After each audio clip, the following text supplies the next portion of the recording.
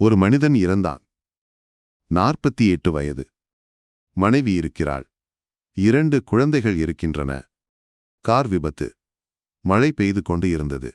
Lorry எதிரே வந்தது. ஒரு நொடியில் எல்லாம் முடிந்தது. திடீரென கண் திறந்தது. வெள்ளை வெளிச்சம் மட்டுமே இருந்தது. கீழே தரையில்லை. மேலே வானமில்லை. உடல் இல்லை. மிதந்து கொண்டிருந்தான்.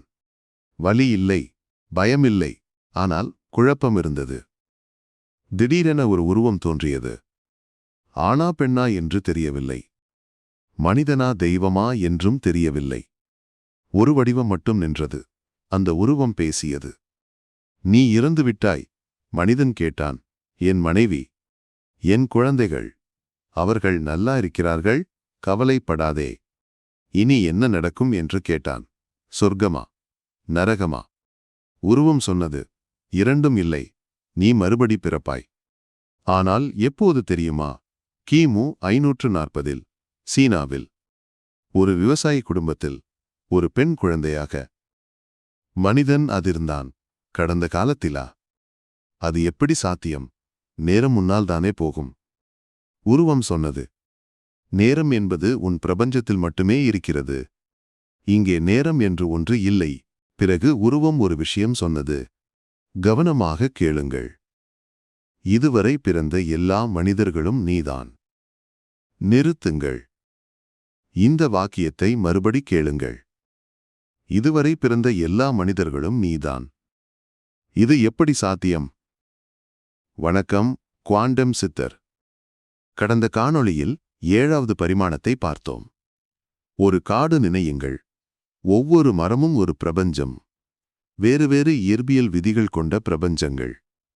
7வது பரிமாணத்தில் முழு காடும் தெரிகிறது. ஆனால் ஒரு கேள்வி. அந்த முழு காடும் எங்கிருந்து வந்தது? ஒரே விதையிலிருந்து வந்தது.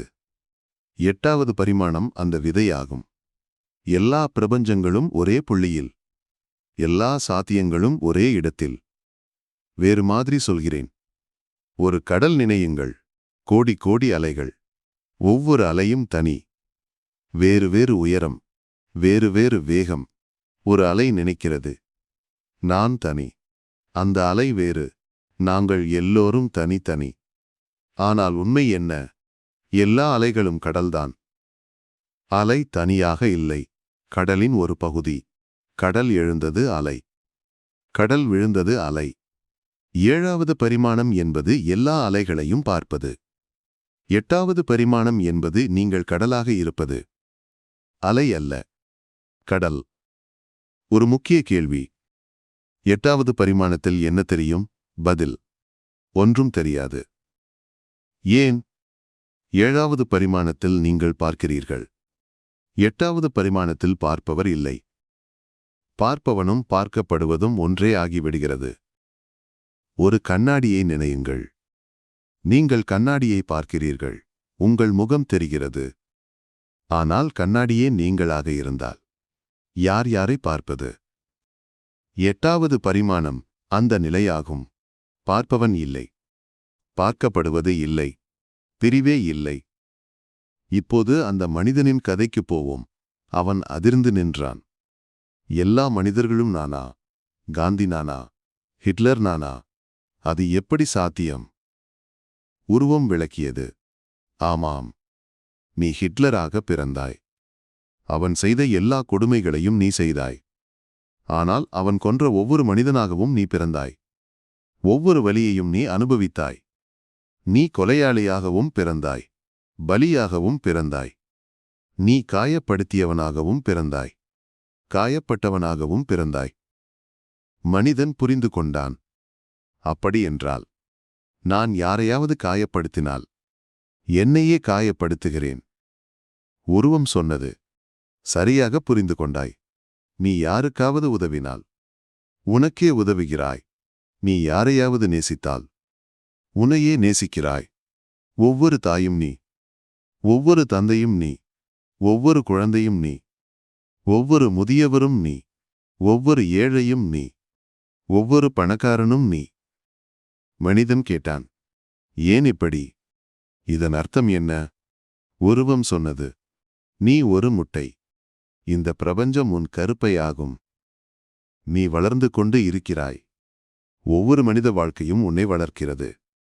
ஒவ்வொரு மகிழ்ச்சியும் உன்னை வளர்க்கிறது. ஒவ்வொரு துக்கமும் உன்னை வளர்க்கிறது. எல்லா மனித வாழ்க்கையையும் வாழ்ந்து முடித்ததும் நீ பிறப்பாய், என்னைப் போல. மனிதன் கேட்டான், நீ யார்? உருவம் சிரித்தது. நான் உன்னைப் போல ஒருவன். முன்பே பிறந்தவன், முன்பே வளர்ந்தவன். இந்த கதையை எழுதியவர் ஆண்டி வீர். தி மார்ஷியன் என்ற புத்தகம் எழுதியவர். மாட் டேமன் நடித்த படத்தின் மூலம் ஆகும். இந்தச் சிறு கதையின் பெயர் தி எக், முட்டை.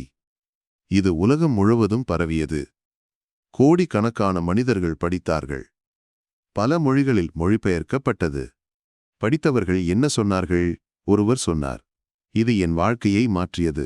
இன்னொருவர் சொன்னார், இது என்னை அழ வைத்தது. ஆனால் நல்ல அழுகை. ஏன் இந்த கதை இவ்வளவு சக்தி வாய்ந்தது? ஏனென்றால் இது வெறும் கதையல்ல. இதற்கு அறிவியல் ஆதாரம் இருக்கிறது. பெருவெடிப்பு, பிக் பேங். 14 பில்லியன் வருடங்களுக்கு முன்பு எல்லாமே ஒரே புள்ளியில் இருந்தது. உங்கள் உடலில் உள்ள ஒவ்வொரு அணுவும், என் உடலில் உள்ள ஒவ்வொரு அணுவும், மரங்களில் உள்ள அணுக்கள், நட்சத்திரங்களில் உள்ள அணுக்கள், எல்லாமே ஒரே இடத்தில் இருந்தது. இதை யோசியுங்கள். இப்போது உங்கள் உடலில் இருக்கும் ஒரு இரும்பு அணு, அது ஒரு நட்சத்திரத்தின் உள்ளே உருவானது. அந்த நட்சத்திரம் வெடித்தபோது வெளியே வந்தது. கோடி வருடம் பயணம் செய்தது. பூமிக்கு வந்தது. உணவாக மாறியது. இப்போது உங்கள் இரத்தத்தில் இருக்கிறது. நீங்கள் உண்மையிலேயே நட்சத்திர தூசி. இது கவிதையல்ல, இது இயற்பியலாகும்.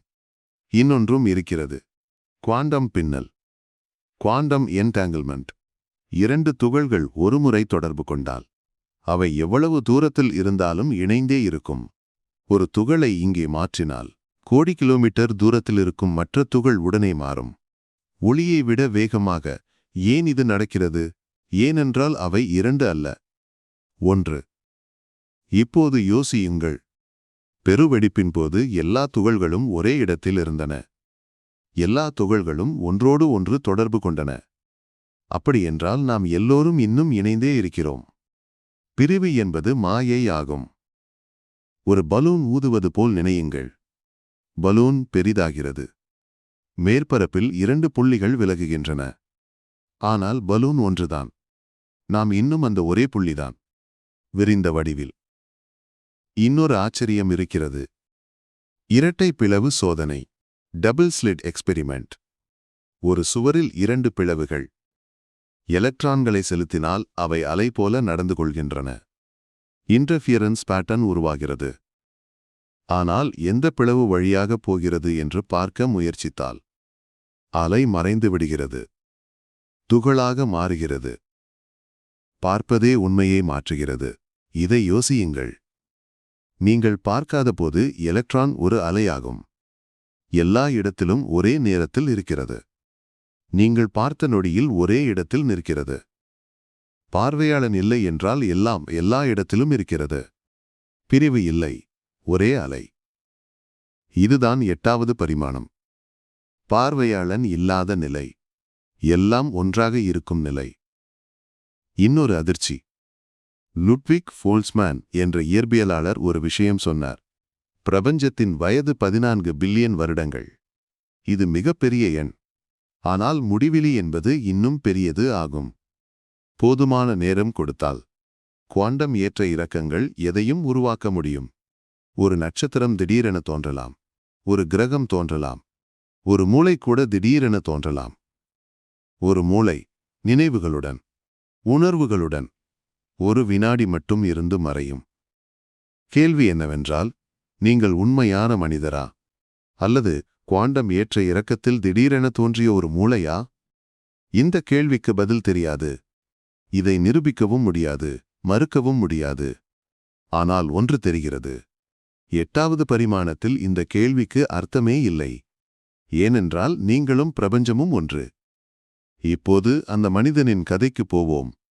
அவன் இறுதியாக கேட்டான், இதை தெரிந்து கொண்டு என்ன செய்வது? திரும்பிப்போய் என்ன செய்வது? உருவம் சொன்னது, திரும்பிப்போ. மறுபடி பிறக்கப் போகிறாய். புதிய வாழ்க்கை, புதிய சவால்கள், ஆனால் இந்த முறை ஒன்று நினைவில் வைத்துக்கொள். நீ சந்திக்கும் ஒவ்வொரு மனிதனும் நீதான். அவர்களை நீ எப்படி நடத்துகிறாயோ அப்படிதான் உன்னை நீ நடத்துகிறாய். மனிதன் கண்மூடினான். வெளிச்சம் மறைந்தது. அமைதி.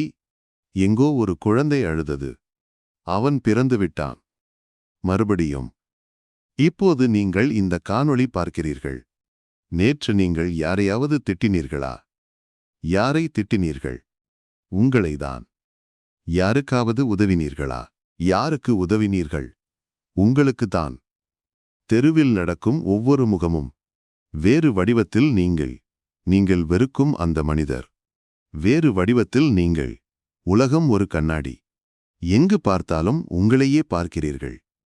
இந்த காணொளியை நான் உங்களுக்கு காட்டுகிறேனா அல்லது நான் எனக்கே காட்டிக்கொள்கிறேனா? 8வது பரிமாணத்தில். இரண்டும் ஒன்றுதான். அடுத்த காணொளியில் 9வது பரிமாணம். எல்லா தொடக்கங்களும் ஒரே இடத்தில். ஒரு மனிதன் 100 முறை இறக்க முயற்சித்தான். முடியவில்லை. லைக் செய்யுங்கள். சப்ஸ்கிரைப் செய்யுங்கள். பெல் ஐகான் அழுத்துங்கள். இந்த காணொளி பார்த்ததும் உங்களுக்கு என்ன தோன்றியது? எல்லோரும் ஒன்று என்று உணர்ந்ததுண்டா? ஒரு அந்நியரிடம் திடீரென நெருக்கம் உணர்ந்ததுண்டா? காமெண்ட் பகுதியில் சொல்லுங்கள். நன்றி. குவாண்டம் சித்தர்.